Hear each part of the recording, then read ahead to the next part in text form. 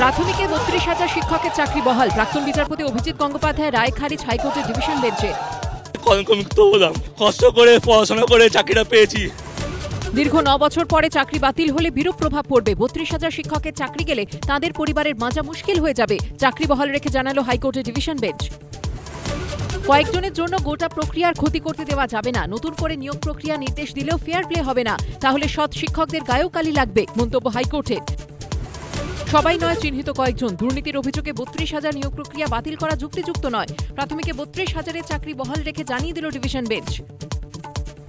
প্রাথমিকের পর এসএসসির যোগ্য চাকরিহারারাও চাকরি ফিরে পাক। প্রাথমিকে ৩২,০০০-এর চাকরি বহালের পরে প্রতিক্রিয়া শিক্ষামন্ত্রী।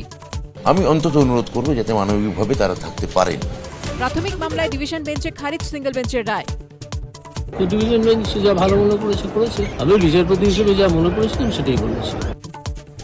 আনপ্রুভ একটা অ্যালিগেশনের উপরে কখনো এত লোকের চাকরি যায়। সাংবিধানিক যে মূল্যবোধ, সেই মূল্যবোধের প্রতিফলন হলো না এই রায়। তাদের আবেগে তারা প্রভাবিত হয়েছে। সেই সময় মানুষ তাকে ভগবান বানিয়েছিল। অভিজিৎ গাঙ্গুলি সঠিক জায়গাটা ধরেছিলেন। মানিক ভট্টাচার্যরা কাণ্ড কারখানাটা মমতা ব্যানার্জির নির্দেশে করেছেন, এটা অনৈতিক। আমাদের মামলাও ফের চালু হোক, দাবি এসএসসির যোগ্য চাকরিহারাদের। আমাদের কেস অবশ্যই এটা রিওপেন হওয়া দরকার। অপরাধীরা কিন্তু বেঁচে যাচ্ছে, আমাদের বক্তব্যটা শোনা হোক। 16 নিয়োগে অংশ নেওয়া গ্রুপ সি ও ডির যোগ্যদের তালিকা প্রকাশের নির্দেশ হাইকোর্টের। নির্দিষ্টভাবে চিহ্নিত অযোগ্য নন, তাদের তালিকাও প্রকাশ করতে হবে, নির্দেশ বিচারপতি অমৃতা সিনহার। নজরে 26, মালদার পর আজ মুর্শিদাবাদে মুখ্যমন্ত্রী। সভায় থাকবেন হুমায়ুন। বিধায়কের বাবরি ঘোষণা নিয়ে কি বার্তা তৃণমূল নেত্রীর? ঘণ্টাখানেক সঙ্গে সময় রাত 8টায়।